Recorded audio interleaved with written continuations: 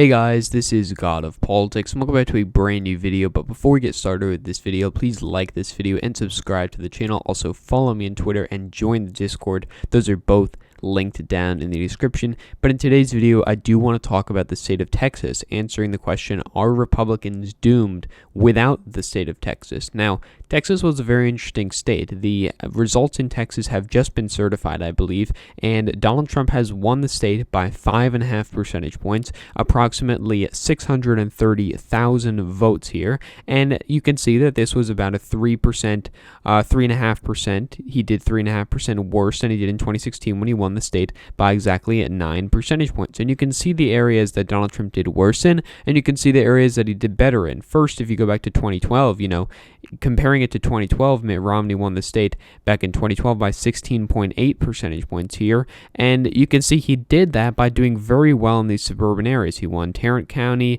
he won Fort Bend County, he won Williamson County. Those are all three counties that went to Joe Biden this election. But if you look at the individual swings for those counties, we can see what kind of dramatic shift you're seeing. Now, to start off with those suburban areas, you can see Denton and Collin County, which each both have 400, 500,000 votes each, did swing very large amounts to Joe Biden.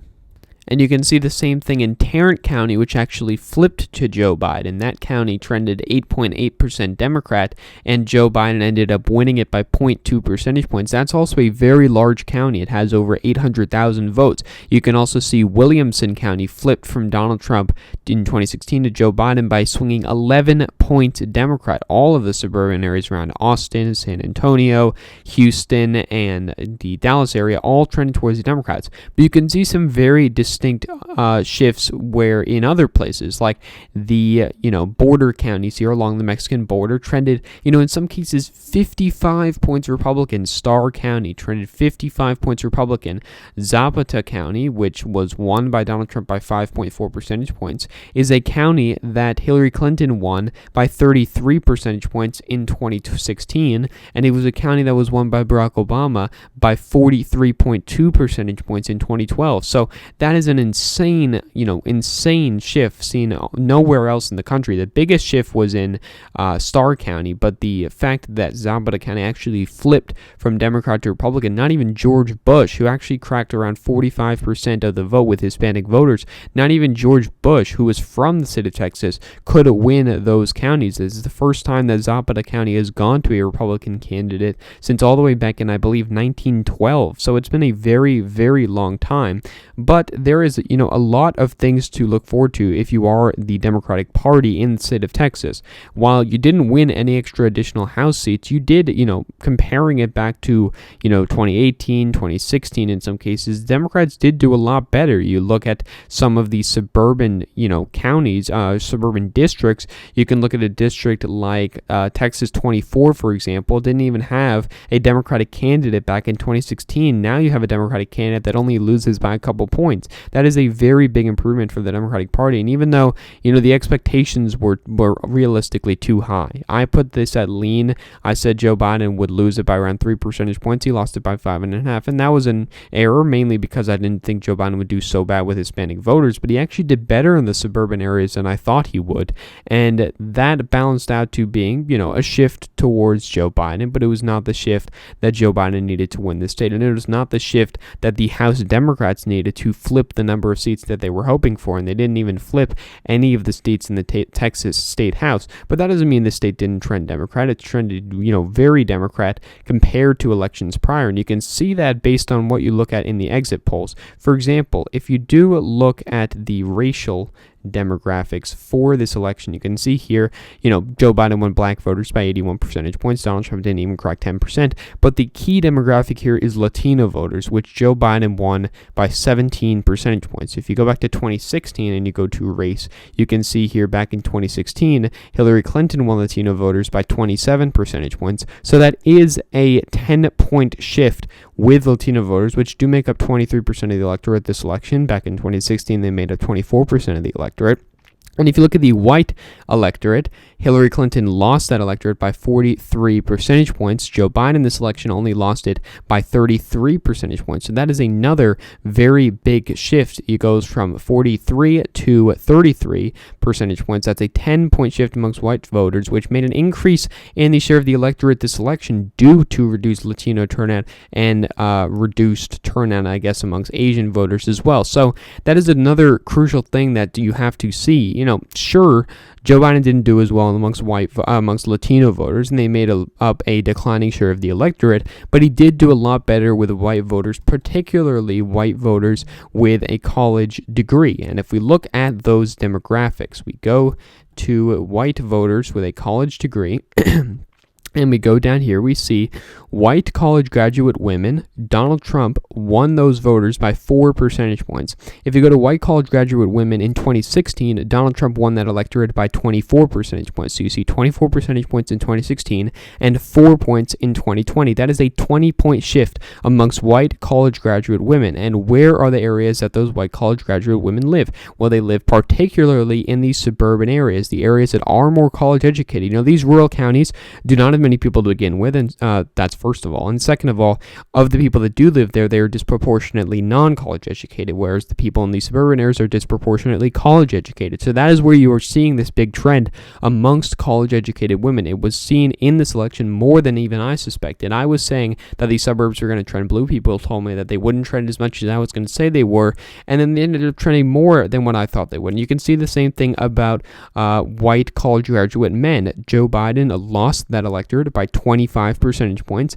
In 2016, Hillary Clinton lost white college graduate men by 40 points. So you see 40 points in 2016 and 25 points in this election. So you had a 20-point swing amongst white college graduate women to the left and a 15-point swing amongst white college graduate men to the left. Amongst voters of color, Joe Biden still won them by 34 percentage points. Hillary Clinton won them by 37 percentage points. So that's only a 3-point swing to the right. And that is why overall you saw this big swing to the left in the state of Texas. And Texas, trends do take a while.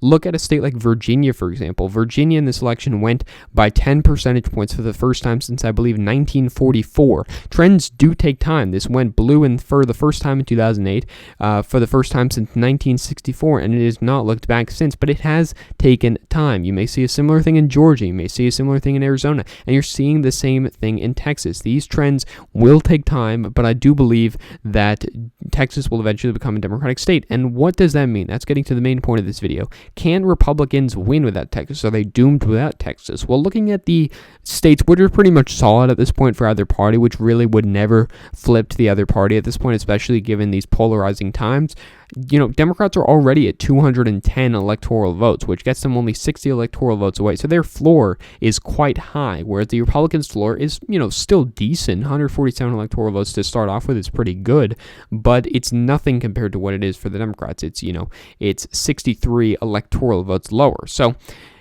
if you're just saying right off the bat, Democrats win Texas, because that's definitely a possibility that Democrats could have in the future. At that point, if Democrats are going to win Texas, they're going to do well enough in the suburbs and well enough with Latino voters who also win Arizona and also in Nevada. These are accounting also for the changes in electoral votes, where Texas is going to get an extra 3 congressional districts and therefore another 3 electoral votes. At that point, Texas and Arizona are blue. Arizona is a state that flipped this election, and Texas, you're assuming it's going to flip. So Georgia at that point would also probably flip. And at that point, you're at 285 already. Even if Republicans, sweep the Rust Belt, winning Minnesota for the first time since 1972, and they win Florida, which, they can easily do, and they win North Carolina, which they can also easily do, and they somehow pull off a victory in New Hampshire, and they get Maine's 2nd district, which also seems likely. I think Nebraska's 2nd district is pretty solidly in the Democratic column at this point. But at this point, Democrats are at 286 electoral votes. How much, even if you give Democrats, even if you give the Republican Party Georgia, Democrats are still at 270 electoral votes at this point. So it really does come down to that Arizona, Texas area, this southwestern area. So Democrats have the Northeast locked up at this point pretty much.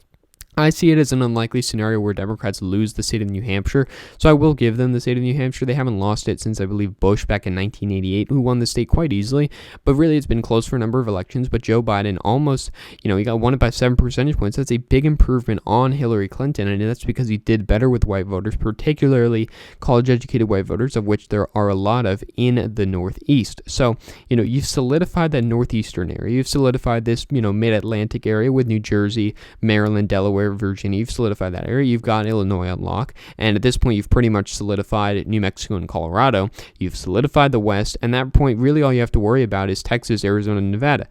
Nevada is a state that hasn't gone Republican since 2004. Arizona is a state that just flipped this year. Texas is a state that I've, been talking about in this video. It's been increasingly closer election by election. And in 2018, they got very close. I expect it will probably flip sometime this decade. I believe that is definitely a realistic scenario. If the suburbs are trending this much, look at how much room Democrats to gain. When you're cracking 45, 46, 49% in counties that shifted double digits towards your column, that shows you do have a lot of room to gain in these states. And, if Democrats don't win Texas, if they somehow lose Texas, they still have plenty of past victory. They have Georgia, Arizona, they could win Michigan, they could win Minnesota, they could win Wisconsin, they could win Pennsylvania. That gets you to the map that Joe Biden got this election with those electoral vote changes. It's a little bit less, but you still do have a number of electoral vote paths, and that shows that you could have a scenario in the future that is very, I guess you could say, troubling. It's a period where you have a lot of gridlock due to the polarizing times and due to the makeup of the Senate, House, and the presidential race. At this point, I do think it's unlikely for Democrats to lose elections at the presidential level at this point, just due to the fact that they have so many more ways and paths to victory. The last election Republicans have won since 2004 is Donald Trump. Donald Trump won in 2016. He barely won, and he barely won by winning those Rust Belt states. But had he lost states like Arizona and Georgia and Texas, he wouldn't have won the election. And those states are becoming increasingly Democrat, and you're seeing a big difference between the Electoral College and the popular vote, of which the Republican Party has won once since 1988. So it's becoming very difficult for the Republicans to win at the presidential level. And I do believe that, without Texas, the Republicans are doomed. They are not going to be able to win without the state of Texas. So they have to do pretty much everything they can to keep the state of Texas in their column. I do think they have the Senate, pretty solidified, to be honest. I don't really see much of a path for Democrats to take the Senate. And, you look at the population in Texas, just to point this out as well, it's increasing at a very, very fast rate. At the beginning of the decade, it was 25 million in Texas. Now it's 29 million. That gives you an increase in electoral votes in the states that are trending towards the Democrats. So that gives you more of a chance for Democrats to pick up electoral votes. So, talk about that nightmare scenario. Democrats have the presidential race on lock. The Republicans have the Senate on lock, and then the House is, I guess, more battleground. But that creates a scenario where nothing really gets done, and it creates a lot of gridlock. And I don't think anybody wants that, and it's, a difficult thing to think about, but it is a scenario that I do think could be likely in the future. But thank you all for watching this video. Please like this video and subscribe to the channel. Also follow me on Twitter and join the Discord. Those are both linked down in the description. But again, guys, thank you all for watching this video, and I will see you guys later.